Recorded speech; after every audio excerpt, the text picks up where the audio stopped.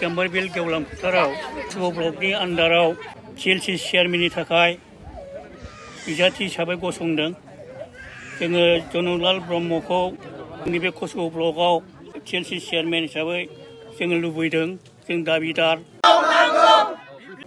जोंनि बे गाम्बारिबिल BCDCनिफ्राय आरो कमल सिंह BCDC प्लास भौरागुरि तुलसीबिल BCDC मोनब्रै BCDCआव बिथाङा गोग्लैगोन। बे BCDCनि आन्डाराव जों जनकलालखौनो दाबिदार हिसाबै CLC चेयारमेन हिसाबै जोङो मोनजानो लुबैदों आरोखि।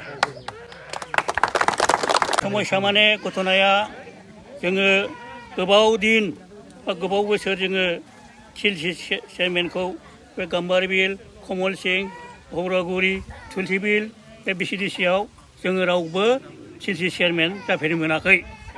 दा आं बेखौनो बुंदों जे गोदोनिफ्रायनो हाग्रामा सरखार जानायनिफ्रायनो जोंनि बे फरेस्ट इउनियनाव बा गाम्बारिबिल कमल सिंह BCDCआव रावबो CLC चेयारमेन जानो मोनाखै।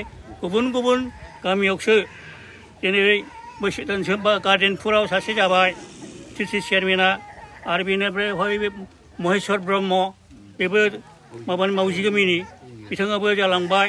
दा नाथाय जोंनि बे ओनसोलाव रावबो CLC चेयारमेन जानानै जों जानाय नुवाखै बा मोनफेराखै। जायनि फलाव जोङो मा होनो जोङो गोदोसोनाय बादि मोनगासिनो आरोखि। गोजान गोजानाव CLCनि बायदिसिना माल लायोब्ला जोंहा खस्थ' मोनो। केरिं चार्ज जायो बायदिसिना माल लायनायाव। बिदिनो मावजि गावनि महेश्वर ब्रह्म बिथाङाबो CLC चेयारमेन जाखांबाय। आरो ओमफ्राय गसाइगावनि रबिराम नार्जारि थारमाने माबा गार्डेनफोरनि माबामोन आरोखि मेनला। दा बिथां मेनलाबो CLC चेयारमेन जाखांबाय। दा जोंनाव रावबो गैया। जों बिनिखायनो दुखु मोननानै जों लकेलनि सासे CLC चेयारमेन हिसाबै जनकलाल ब्रह्मखौ जों लुबैदों। जाहाथे जोङो बिथांखौनो माबाय गायसनजायो आं बेखौनो खावलायबाय आरोखि। মই গাম্বাৰিবিল সমষ্টিৰে এজন নাগৰিক হিচাপে আমাৰ আঞ্চলিকতা যি এটা আঞ্চলিকতা এটা আমাৰ লোকেল মানে নহয় লোকেল কিবা সমস্যাবোৰ যাতে আমি চৰকাৰৰ দৃষ্টিগোচৰ আমি লাভ কৰিব পাৰোঁ তাৰ কাৰণে আমাৰ বিশেষভাৱে মানে খুব ইফিচিয়েণ্ট কেণ্ডিডেট হিচাপে কি জনক ব্ৰহ্ম তেখেতক আমি কেণ্ডিডেট হিচাপে আমি নিৰ্বাচন কৰিছোঁ। আৰু তেখেত যাতে গৈ আমাৰ কচুগাঁও ব্লকৰে চেয়াৰমেন হিচাপে নিযুক্তি পায়। আমাৰ এই অঞ্চলৰ যি এটা অসুবিধা আছে ভোগ কৰি আছোঁ ৰাইজে আমাৰ বান আছে ৰাস্তা ঘাট এইবোৰ সমস্যা যাতে আমি তেখেতৰ দ্বাৰাই সমস্যা সমাধান কৰি ল'ব পাৰোঁ তাকে আমি কামনা কৰিছোঁ। সেয়েহে তেখেতক আমাৰ ইয়াৰে চেয়াৰমেন হিচাপে অধ্যক্ষ হিচাপে আমি বাছনি নিযুক্তি দিবলৈ উপক্ৰম হোৱাত আমি ইয়াৰে টানি অনুরোধ ধন্যবাদ। আমাদের এখানে যেটা সমস্যা আছে সমস্যার জন্য আমি CLC চেয়ারম্যানের জন্য জনকলাল ব্রহ্মকে আমাদের দাবিদার হিসেবে লাগে, ওনাকেই লাগে আর কি। আমাদের অনেক সমস্যা আছে। এর আগে অনেক CLC চেয়ারম্যান ছিল, কোনো কাজকর্ম করে নেই আমাদের এখানে। আমাদের ভারগুড়ি ড্রেনের সমস্যা আছে, রাস্তাঘাটের সমস্যা আছে।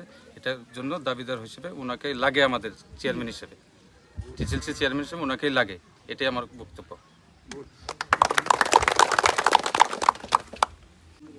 गिबियावनो आङो गाम्बारिबिल BCDC कमल सिंह BCDC आरो तुलसीबिलसिम BCDCनिफ्राय ज' जानानै जोंहा सासे TCLCC सोद्रोमा नांगौ बिजाथि नांगौ हिसाबै चेयारमेन नांगौ हिसाबै जोङो बे गाम्बारिबिलनिफ्राय ओंखारनाय जोंनि मानगोनां जनकलाल ब्रह्म बिथांखौ आंबो रायजोनि जानानै खुब हामलायो।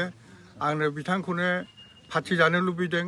बे हिसाबै जोङो बे बिथांनि दाबिदारनि पक्षयै जोंनि गासिबो बे ओनसोलनि जेंनाफोरखौ समस्याफोरखौ सुस्रांनायाव जाहाथे बिथाङाबो गोसो होनानै मावनानै जोंनो सुफुंनानै होनो हायो।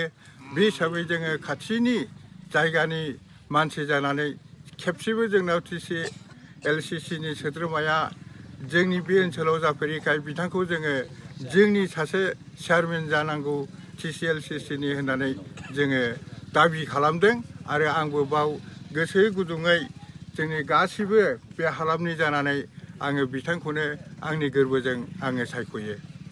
गोजोन्थों। नमस्कार बिल गेवलां फोथाराव फैगौ जोंनि ब्लक लेभेलनिफ्राय LCC नि चेयारमेन नांगौ जानो जोङो बे BPF हानजानिफ्राय जोंनो गाम्बारि बिल गामिनि मानगोनां जनरलाल ब्रह्मखौनो आं BPF हानजानिफ्राय गोथार गोसोयै खावलायो आरो जोंनि हानजानिफ्राय जाहाथे बे बिथां जनरलाल बसुमतारीखौ TCLCC नि चेयारमेन हिसाबै गनायो जों बेखौ आं गोथार गोसो आर'ज गाबो। रायजो राजानि सिगाङाव दिनै आंनि गोरबो गोसोजों बावनानै नोंसोरखौ रायजो राजाखौ लानानै आं खुलुमो आरो आंनि बे TCLCC जोंनि ब्लकनिफ्राय आरो जोंनो नांगौ जनकलाल ब्रह्मखौनो जों बेखौनो लुगैयो आरो तेज नोडे गाम्बार बिल एरिया जरूर दो से उद्देश्य दो नवा कान गया आले उनी जनकलाल बर्मा उनी गिले सपोर्ट करते आले टोला खन और जतो राज्य को नुइले सपोर्ट करते जेमन नुइगे हुयो चेदा इनते आले माने चला हजू रे फराक फराक जगह को हुई चबायना उनका TLCC चेयरमैन उना इता आले नोडे लोकल रन ले सपोर्ट करते जेमन जाना सुविधा असुविधा आले हेज दाड़ेवा नुइठे नवा गे रोते मिछि केदा।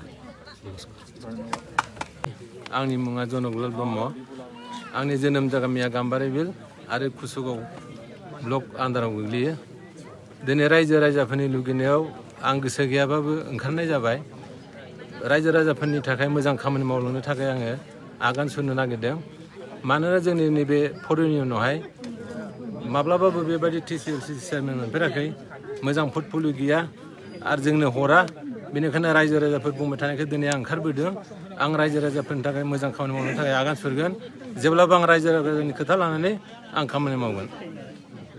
जनकलाल ब्रह्म जिन्दाबाद जिन्दाबाद जिन्दाबाद जनकलाल ब्रह्म जिन्दाबाद जिन्दाबाद जनकलाल ब्रह्म जिन्दाबाद जिन्दाबाद जिन्दाबाद जय BPF दे जनकलाल ब्रह्मखौ जोङो TCLCC चेयारमेन हिसाबै नांगौ नांगौ जनकलाल ब्रह्मखौ जोङो TCLCC चेयारमेन हिसाबै नांगौ नांगौ जनकलाल ब्रह्मखौ TCLCC चेयारमेन हिसाबै जोंनो नांगौ नांगौ नांगौ BPF लं लेप लं लेप BPF लं लेप हारामुलारि जिन्दाबाद जिन्दाबाद जिन्दाबाद हारामुलारि जिन्दाबाद जिन्दाबाद जिन्दाबाद